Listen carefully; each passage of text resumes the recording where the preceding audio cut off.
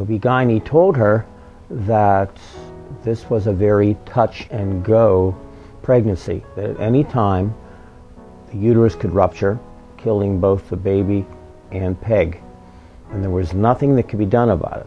I mean, we had known PJ's number 6. After number 5, they said, this is dangerous, don't do this again.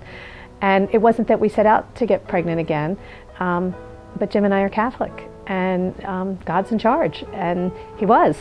So when we knew that it had the potential to be dangerous, and when I went for the very first visit, I sat in his office and he looked at me across the table and he said, I'm not going to kid you, nobody might survive this. And I said, okay. They said that having me could possibly kill both of us, and that if she could either lose me and in the process of losing me could die herself. There were things to face. The idea of an abortion was absolutely out of the question, but for the first time in our married life, it was an issue that was no longer purely academic.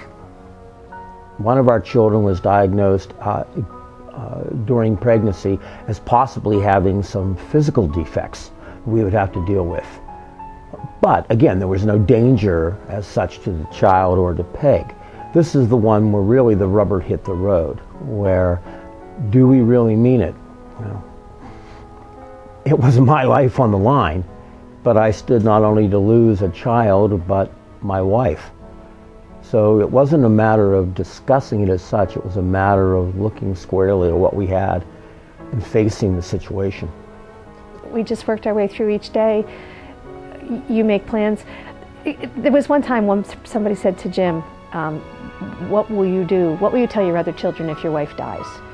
And Jim said, I will tell them that their mother loved them enough to die for them, and they will believe me.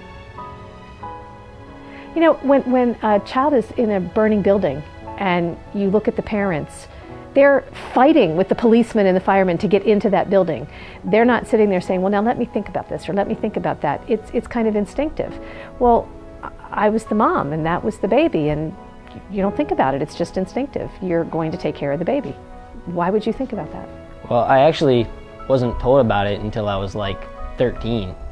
And then whenever I was told about that, it just came as a shock. At first I thought they were joking. Thought that they just wanted, give me a reason to love her more. But then whenever I found out that it was serious and true, it just made me love her that much more, because obviously there's nobody in this world who loves me more than her, because she is willing to give her life for me. I understand that people get frustrated and desperate, but I think at the bottom it's really no different than when you're pregnant with a child. Your focus has to be on that child, not on all the political ramifications of it.